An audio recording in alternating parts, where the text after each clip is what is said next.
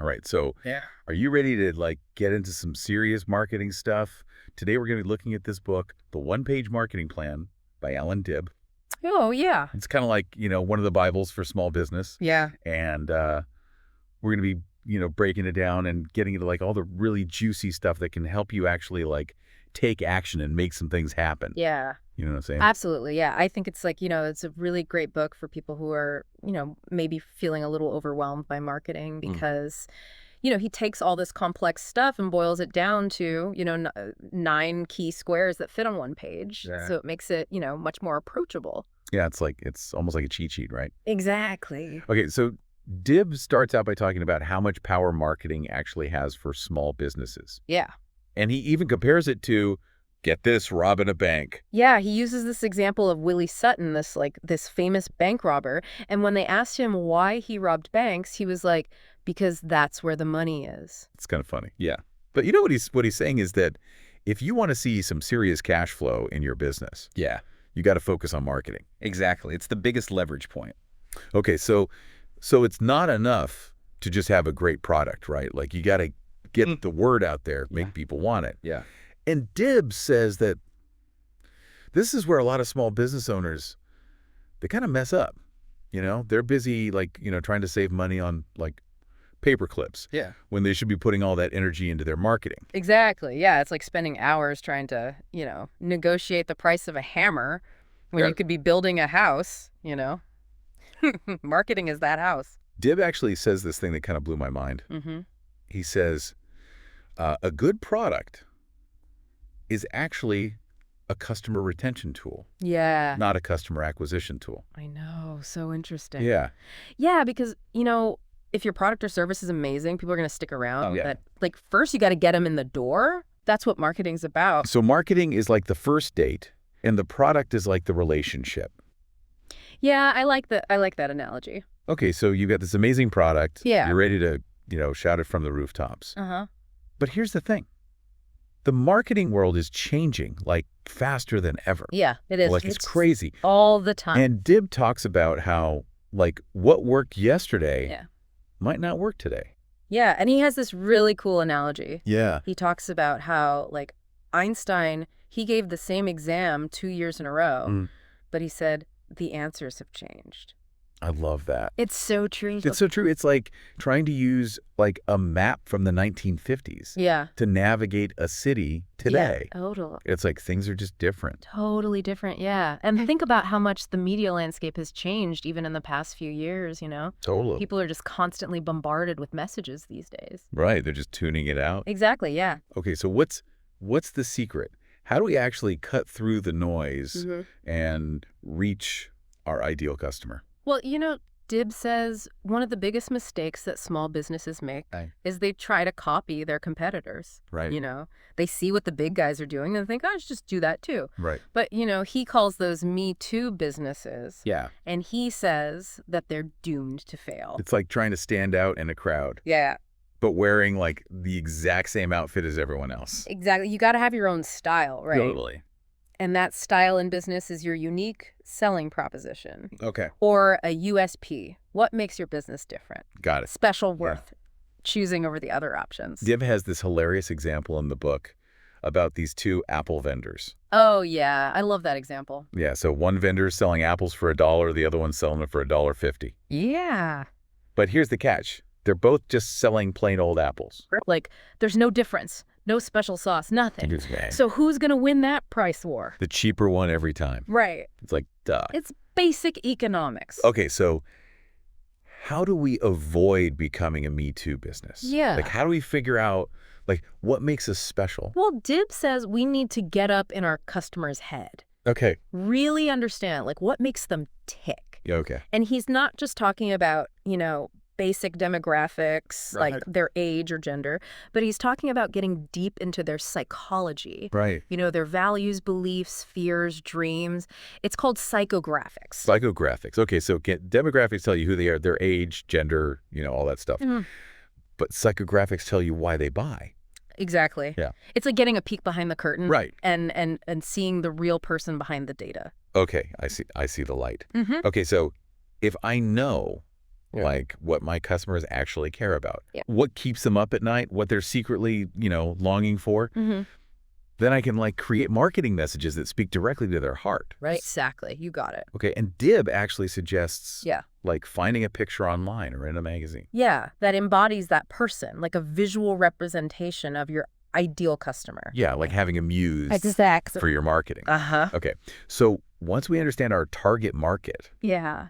we can start crafting those like killer marketing messages. Mm-hmm. And that's where copywriting comes in.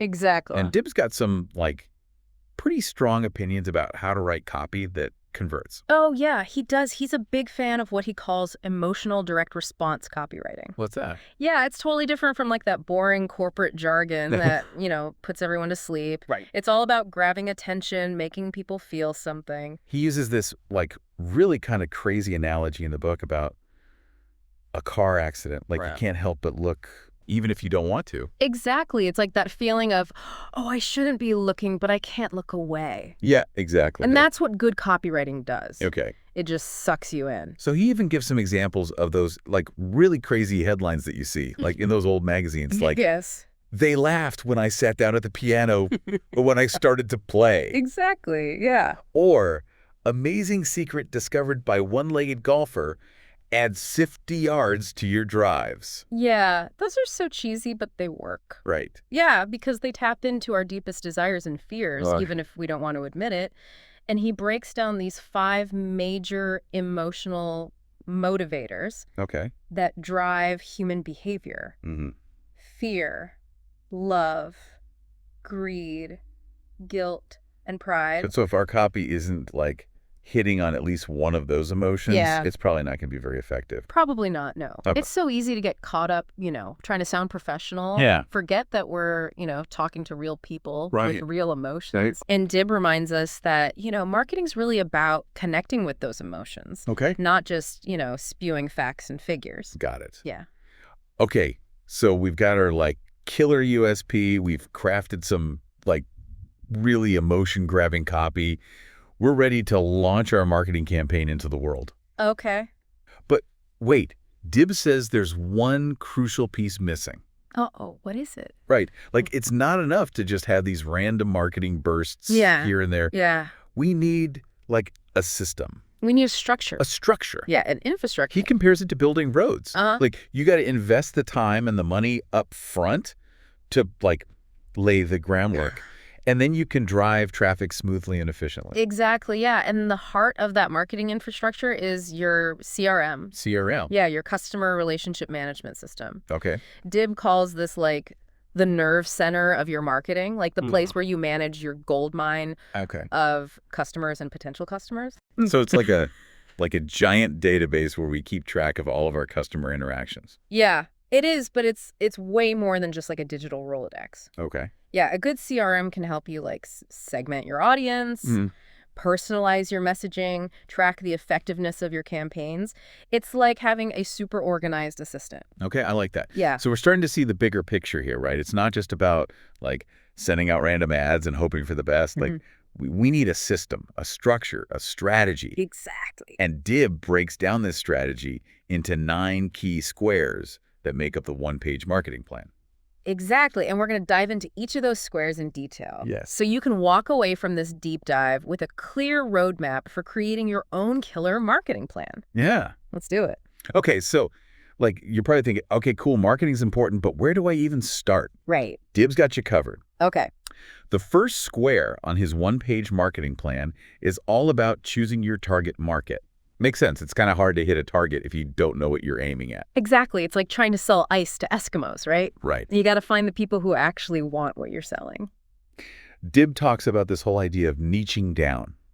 Yeah. Like, becoming the go-to expert for like a very specific group of people. Exactly. Yeah. Finding your sweet spot. Okay. That perfect intersection between, what you're passionate about, your skills, and what the market actually needs. So instead of trying to be like Walmart, we should be more like that awesome little boutique Yeah. that like everyone loves because they have like that one-of-a-kind stuff you can't find anywhere else. Exactly. Think about it. If you needed brain surgery, are you going to go to a general practitioner or are you going to find A neurosurgeon. Brain surgeon, duh. Exactly. I don't want my GP, like, messing around in my skull. Right, and that's the power of niching down. You become the trusted expert, the go-to person for that specific problem or need. And once you've got your target market locked in, Yeah. it's time to craft your message. Okay, Dib talks about this thing called, like, an elevator pitch, Yeah. which is, like, what you would say if you bumped into, like, your ideal customer in an elevator Yeah. and you had, like, 30 seconds to tell them about your business. Exactly. A super concise way to get your message across and make a lasting impression. Okay. And he gives us this like really handy little formula. Oh, I love a good formula. Yes, this is like, you know problem. Well, what we do is solution. In fact, proof. Okay, I like that. That's, like, so simple, memorable. It gets straight to the point. Mm-hmm. So, like, if I was a dog groomer, Okay. my elevator pitch could be something like, you know how frustrating it is to try and give your dog a bath at home? Well, what we do is pamper your furry friend with, like, a luxurious spa experience, leaving them smelling fresh and looking fabulous. In fact, we've been voted best dog groomer in town 3 years in a row. Perfect. You nailed it. I did. Yeah. You addressed the problem, you offered the solution, and you backed it up with social proof. Boom, mic drop. Yeah. Okay, so we've got our target market. Uh-huh. We've got our killer elevator pitch. Yeah. What's next? Well, now it's time to capture those leads. Oh, okay. And that's where the next square on Dib's plan comes in, Mm. building a lead generation system. Okay, so this is all about getting those potential customers, Yeah. like, interested enough to, like, give us their contact information so that we can, like, follow up and nurture those relationships. Exactly. Yeah. And Dib gives us a bunch of like practical tips for generating leads, Okay. both online and offline. Like what? Like think about things like offering free downloads, running contests, or even just having a sign up form on your website. Right, because we've got to have a way to stay in touch with these people, right? We Yeah. can't just hope that they'll, like, magically remember us and decide to, like, buy from us someday. Exactly. Yeah. And that's where the next square comes in. Building a sales conversion process. Okay, so this is where things start to get real. He calls it the money square Uh-huh. because, this is where you actually turn those leads into paying customers. So how do we actually, like, convince people to buy from us? Well, Dib emphasizes like the importance of creating a sales process that feels natural and authentic, Okay. not pushy or sleazy. Okay, so no, like, used car salesman vibes. No, none of that. Okay. It's about building trust, understanding your customers' needs, Mhm. and presenting your product or service as like the perfect solution. Okay, he talks about this idea of a sales funnel, right? Yeah. Like, almost like guiding your customers through this, like, series of steps Yeah. that lead them closer and closer to making a purchase. Exactly. Like taking them on a journey, starting with that initial point of contact Yeah. and ending with them, happily handing over their credit card. So instead of just, like, bombarding them with a sales pitch right off the bat, Yeah. we're going to, like, woo them, romance them, show them why you're the best choice, Exactly. and make them, like, feel good about doing business with us. Exactly. And he gives us like some really smart tactics for creating a killer sales funnel, Okay. like offering free consultations, using testimonials and case studies to build credibility, creating a sense of urgency or scarcity. Okay, so we've generated leads, we've nurtured those relationships, we've closed the deal. What's next? Now it's time to deliver the goods. Okay. The next square on Dib's plan is all about creating an amazing customer experience. Okay, because it's not enough to just, like, make the sale right. Like, we got to make sure our customers are, like, happy campers. Yes. So they'll come back for more and tell all their friends about us. Exactly. Yeah. Dib talks about this idea like wowing your customers, going above and beyond to exceed their expectations. Okay. Like think about things like sending handwritten thank you notes, Oh, nice. offering like unexpected bonuses, Okay. or even just like responding to their emails promptly and professionally. Right. It's like that feeling you get when you go to a restaurant and they, like, bring you a little amuse-bouche before your meal. Yeah. Or, like, they remember, like, your favorite drink. Yeah, or your name. Yeah. It's those little touches that Yeah. make you feel like special and appreciated. Right. So it's about creating these, like, memorable moments Mm-hmm. that make your customers feel like they're more than just a transaction. Exactly. And when you do that, they're more likely to become loyal fans who sing your praises from the rooftop. Okay, so we've delivered an amazing customer experience. We've got a bunch of happy campers. What's next?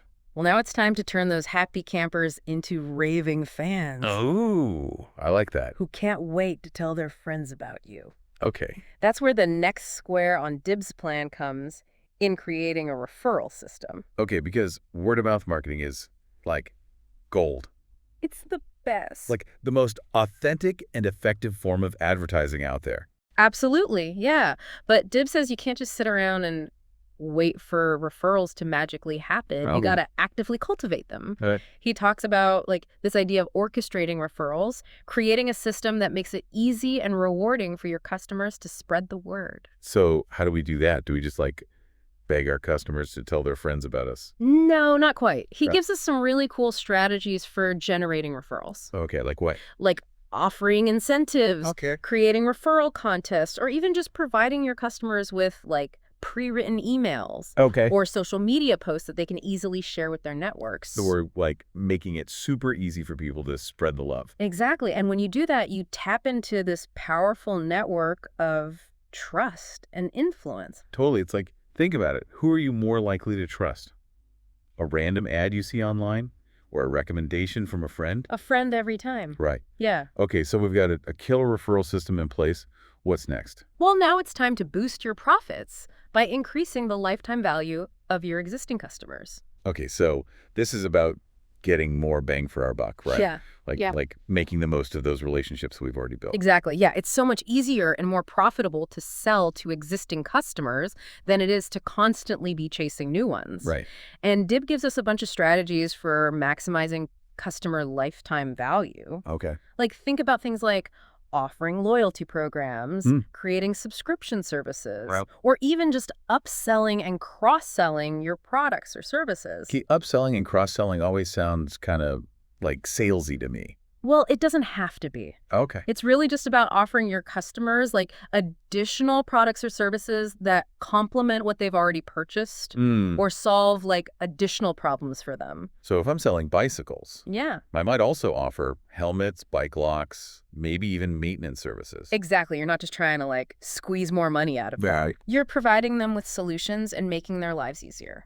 Okay. And when you do that, they're happy to spend more money with you. Right. Because they trust you and they know you're looking out for their best interests. Okay, so we've like maximized the lifetime value of our customers. We're rolling in dough. What's next? Well, now it's time to think about the big picture, your exit strategy. Exit strategy. But what if I don't want to exit my business? Yeah. Like, what if I want to like run this thing forever? That's totally cool. But even if you're not planning to sell your business anytime soon, Yeah. it's still smart to think about your exit strategy. Why is that? Well, for one thing, it forces you to think about the long-term sustainability of your business. Okay. You know, are you building something that can run without you? Mm. Are you creating systems and processes that can be easily replicated? Right. Are you building a brand that has value beyond just you as the owner? Okay. I'm starting to see the value in this. Yeah. It's like building a house that's like structurally sound. Oh. You want to make sure that it can like, withstand the test of time, even if you decide to move out someday. Exactly. And when you think about your business in those terms, Yeah. it changes the way you make decisions. Right. You're not just focused on like short-term profits. Mhm. You're thinking about the long-term legacy you're building. Okay, this is all so insightful. Yeah. Dib's one-page marketing plan is like, seriously, like a blueprint It is. for building a successful and sustainable business. Mm-hmm.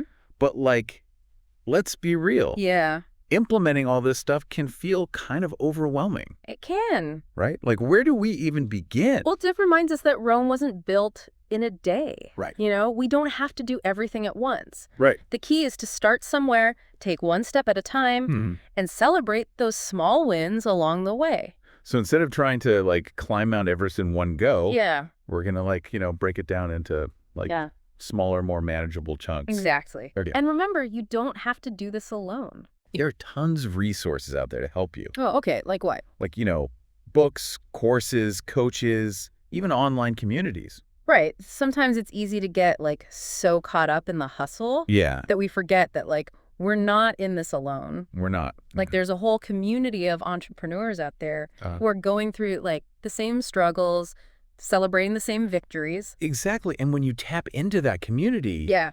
you gain access to this incredible wealth of knowledge, support, and inspiration. I love that. Yeah. Yeah, it is. It really does make it feel, a lot less overwhelming. Right. Right. Yeah. And Dib actually talks about this idea of like being a prolific marketer. And honestly, that sounds a little intimidating to me. It does. What do you find intimidating about it?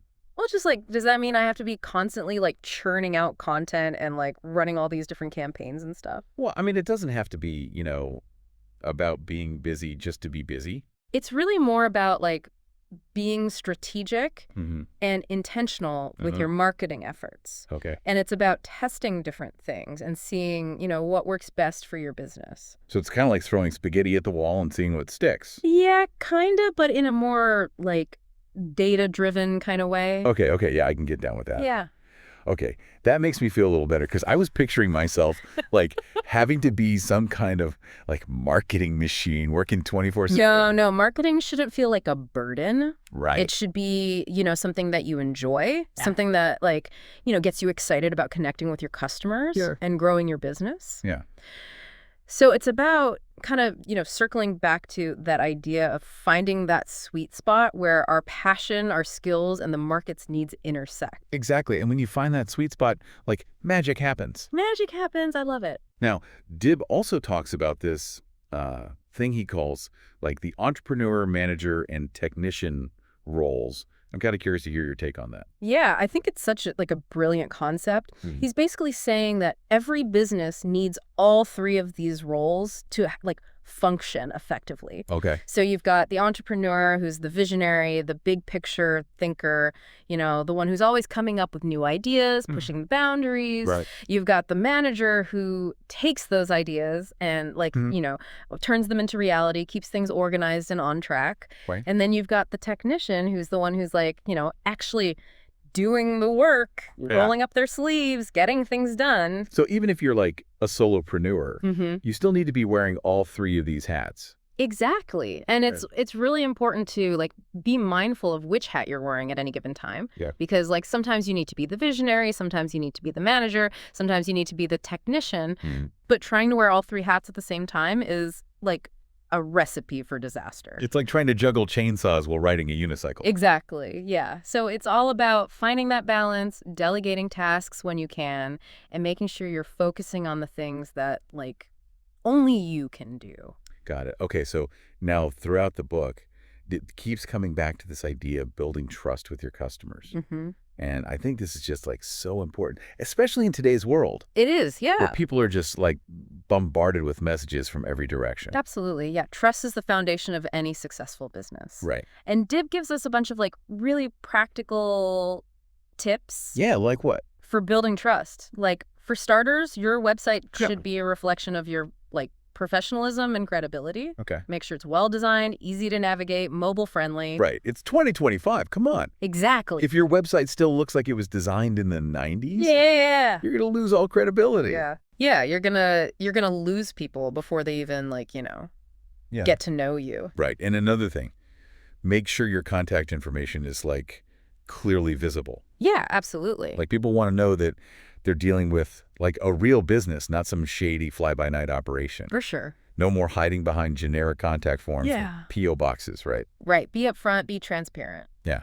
And speaking of transparency, Dib also suggests like having a strong results-oriented guarantee. Yes. Yes, I love this. Right. No more vague promises of satisfaction guaranteed, Be specific. Demonstrate that you're willing to stand behind your product or service. So like if they're not happy, they get their money back, no questions asked. Even better, make it a double your money back guarantee. Wow, okay. Something outrageous. Because it shows that you're confident in what you offer. Yeah. And that you're willing to go the extra mile to make your customers happy. So it's about showing, not just telling, that you're trustworthy.